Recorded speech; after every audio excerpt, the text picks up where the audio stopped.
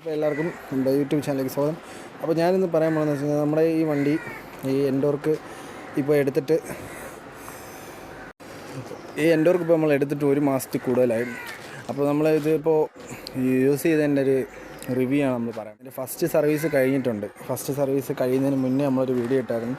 അപ്പോൾ ആ വീഡിയോയിൽ ഒരാൾ സർവീസിന് ശേഷമുള്ള കാര്യങ്ങളെല്ലാം ഒന്ന് റിവ്യൂ പറയാമെന്ന് വെച്ചു. അപ്പോൾ അത് പറയാനായിട്ടാണ് ഞാൻ വന്നത്. ഇതിലുള്ള കാര്യം എന്ന് വെച്ച് കഴിഞ്ഞാൽ ഇതിൽ ഫസ്റ്റ് സർവീസ് എന്ന് പറയുമ്പോൾ 500 to 700 അതിനകത്താണ് ഫസ്റ്റ് സർവീസ് ചെയ്യാനുള്ളത്. അപ്പോൾ എനിക്ക് ഇതിലിപ്പോൾ ഫസ്റ്റ് സർവീസ് ചെയ്യുന്നതിന് മുന്നേ എനിക്കൊരു മൈലേജ് എന്ന് പറയുമ്പോൾ ഒരു 40 ഒരു മൈലേജ്, 40-41 ആ ലെവലിലായിരുന്നു മൈലേജ് കിട്ടിക്കൊണ്ടിരുന്നത്. പക്ഷേ ഇപ്പോൾ എനിക്ക് മൈലേജ് കിട്ടുന്നതെന്ന് വെച്ച് കഴിഞ്ഞാൽ ഒരു 45 കിട്ടുന്നുണ്ട്. 45 ഒരു കുഴപ്പമില്ലാതെ കിട്ടുന്നുണ്ട്. എന്ന് വെച്ചാൽ ഒരു സ്പീഡെന്ന് പറയുമ്പോൾ 50-നകത്ത് സ്പീഡിനാണ് ഞാൻ പോകുന്നത്. അധികം 50-ന് പുറത്ത് സ്പീഡിലോട്ട് ഞാൻ പോകാറില്ല ഈ വണ്ടിയിൽ. അങ്ങനെ പോയി കഴിഞ്ഞാലും മൈലേജ് കിട്ടുന്നതാണ് സാധാരണ രീതിയിൽ. ഇപ്പോൾ എനിക്ക് മൈലേജ് കിട്ടുന്നത് 45 മൈലേജ് ഉണ്ട് ഫസ്റ്റ് സർവീസ് കഴിഞ്ഞപ്പോൾ. പിന്നെ ഉള്ളൊരു ഇതെന്ന് വെച്ച് കഴിഞ്ഞാൽ ഇതിൻ്റെ കിലോമീറ്റർ ഇപ്പോൾ എത്രയായെന്ന് ഞാൻ കാണിച്ചു തരാം. ഇതിലിപ്പോൾ കിലോമീറ്റർ 1286 കിലോമീറ്റർ ഞാൻ ഓടി 1 മാസം കൊണ്ട്.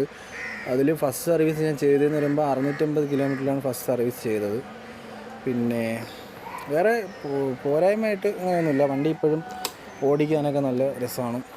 സാധാ ഞാനിപ്പോൾ ആ ഡിയോയിൽ നിന്ന് ഇതിലോട്ട് വന്നപ്പോഴെനിക്കിത് ഓടിക്കാനായിട്ട് നല്ലൊരു സുഖമുണ്ട്.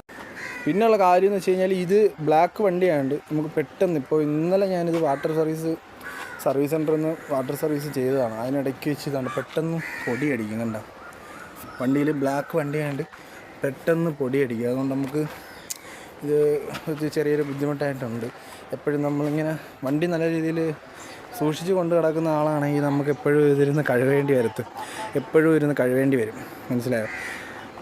പിന്നെ ഒരു പോരായ്മ വെച്ച് കഴിഞ്ഞാൽ വണ്ടി ഓടിക്കൊണ്ടിരിക്കുന്ന സമയത്ത് വണ്ടി ഇങ്ങനെ നമ്മൾ ഓടിക്കൊണ്ടിരിക്കുമ്പോൾ നമ്മളിപ്പോൾ എവിടെ നിന്നെങ്കിലും ഒരു ടേൺ എടുക്കുകയാണെങ്കിൽ ഒരു വളവിലോട്ട് വളയ്ക്കാനാണ് നോക്കുന്നതെങ്കിൽ അന്നേരത്ത്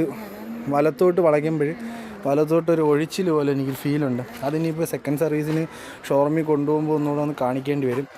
അതെന്താണ് കംപ്ലൈൻ്റ് എന്ന് എനിക്കറിയത്തില്ല. ഇനി സ്റ്റമ്പിൻ്റെ ആണോ അതോ ഇനി നമ്മളെ ഈ ഹാൻഡിൻ്റെ ഇവിടുത്തെ കോണിംബാളിൻ്റെ ആണോ എന്താണെന്ന് അറിയത്തില്ല. പിന്നെ ഉള്ളതെന്ന് വെച്ച് കഴിഞ്ഞാൽ വേറൊന്നും ഇല്ല, ഓടിക്കാനൊക്കെ നല്ല സുഖമാണ്. എനിക്കിതിലൊരു ബുദ്ധിമുട്ടായിട്ട് തോന്നിയത് അത് മാത്രമേ ഉള്ളൂ. പിന്നെ ഉള്ളതെന്ന് വെച്ച് കഴിഞ്ഞാൽ നമ്മൾ കർവൊക്കെ എടുക്കുമ്പോൾ ഇതിൻ്റെ ടയറെന്ന് പറയുമ്പോൾ നല്ല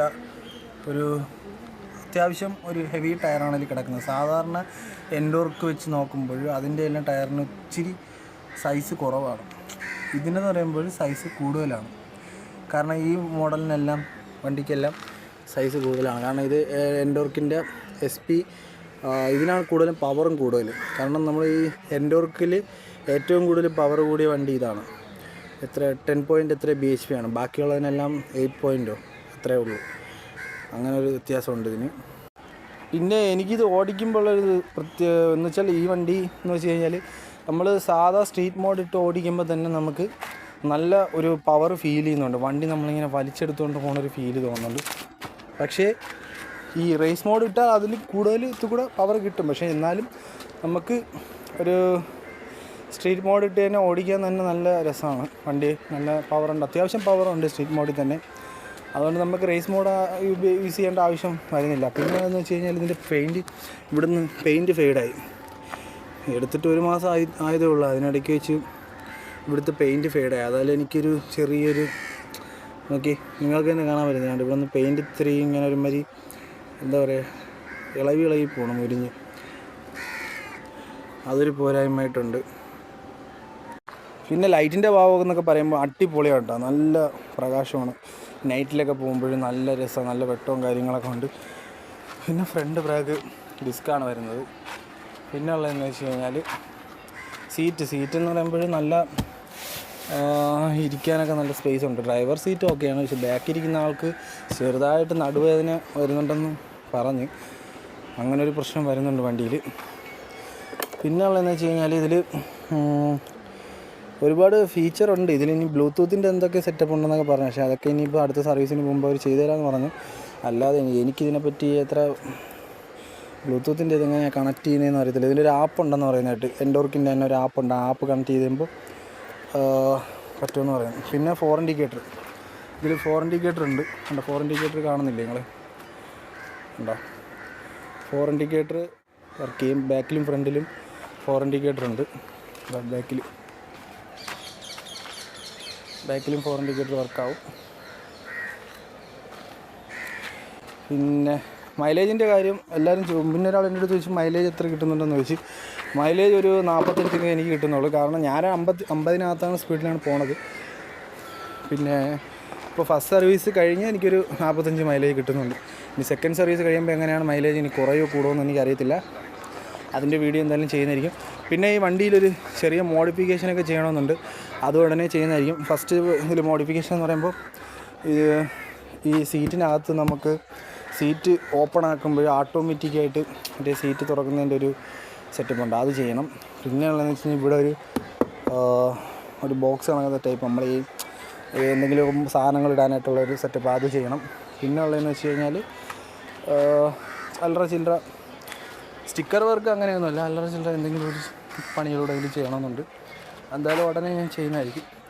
പിന്നെ ഇതിൽ ഡിസ്പ്ലേയിലൊരു സ്ക്രീൻ കാർഡ് വാങ്ങിച്ചൊട്ടിക്കണം. അല്ലെങ്കിൽ എന്ന് വെച്ച് കഴിഞ്ഞാൽ നമ്മൾ ഈ വെയിലൊക്കെ ആകുമ്പോൾ വെയിൽ ഡയറക്റ്റ് വന്ന് ഇതിലടിക്കുമ്പോൾ ഇതിൽ സ്ക്രാച്ച് വീഴാൻ സാധ്യതയുണ്ട്. അങ്ങനെ ഒരു പ്രശ്നമുണ്ട്. പിന്നെ ഞാൻ പറഞ്ഞില്ലേ, ഇതിൽ നമ്മളിങ്ങനെ ക്ലിക്ക് ചെയ്യുമ്പോൾ വേണ്ട റേസ് മോഡ് ഇട്ട് ഓടിക്കാനും പറ്റുന്നതാണ്. പിന്നെ നമ്മൾ റേസ് മോഡ് ഇട്ടിട്ട് ടോപ്പ് സ്പീഡ് എത്ര ഓടിച്ചിട്ടുണ്ടെന്ന്, ഇതിലിപ്പോൾ 78 വരെ ഞാൻ ടോപ്പ് സ്പീഡ് പോയുള്ളൂ. അതൊന്ന് ചെക്ക് ചെയ്യാൻ വേണ്ടിയിട്ട് നോക്കിയതാണ്. അത് ഇതിൽ കാണിക്കുന്നുണ്ടോ 15 സെക്കൻഡാണ് 0 to 60, 60-ലെത്താൻ 15 സെക്കൻഡ് മതി എന്നതിൽ കാണിക്കുന്നത്, കമ്പനി പറയുന്നത്. പിന്നെ സൈഡ് സ്റ്റാൻഡിൻ്റെ ഇത് വരുന്നുണ്ട്. പിന്നെ ഏക്കോ മോഡ്, പവർ മോഡുണ്ട്. ഇതിൽ നമ്മളിപ്പോൾ ഒരു 50-നകത്ത് പോവുകയാണെങ്കിൽ ഇതിൽ പച്ച എത്തും, 50-ന് പുറത്ത് പോവുകയാണെങ്കിൽ ഇത് ഓറഞ്ച് എത്തും. അപ്പോൾ അങ്ങനെ ഇതുണ്ട്. ഇത്രയൊക്കെ തന്നെയാണ് വീഡിയോയിൽ പറയാനുള്ളത്. അപ്പോൾ നിങ്ങൾക്ക് എന്തെങ്കിലും അറിയാനോ ചോദിക്കാനോ ഉണ്ടെങ്കിൽ നിങ്ങൾ കമൻറ്റ് വഴി അറിയിക്കുക, എങ്കിൽ ഞാൻ അതിനുള്ള റിപ്ലൈ തരുന്നതായിരിക്കും. അപ്പോൾ ഇത്രയൊക്കെ പറഞ്ഞുകൊണ്ട് ഞാൻ വീഡിയോ അവസാനിപ്പിക്കുകയാണ്. അപ്പോൾ എല്ലാവരും എൻ്റെ വീഡിയോ കാണുന്ന എല്ലാവരും വീഡിയോ ലൈക്ക് ചെയ്യുക, പരമാവധി ഷെയർ ചെയ്യുക, സബ്സ്ക്രൈബ് കൂടി ചെയ്യണം. സബ്സ്ക്രൈബ് ചെയ്താലേ ഞാനിടുന്ന വീഡിയോസ് നിങ്ങൾക്ക് നോട്ടിഫിക്കേഷനായിട്ട് കിട്ടത്തുള്ളൂ. എന്നാലേ അടുത്ത വീഡിയോ എന്തായാലും വണ്ടിയുടെ മോഡിഫിക്കേഷൻ്റെ വീഡിയോ ആയിരിക്കും. അപ്പോൾ എല്ലാവരും വീഡിയോ കാണാൻ മറക്കരുത്. Okay, by.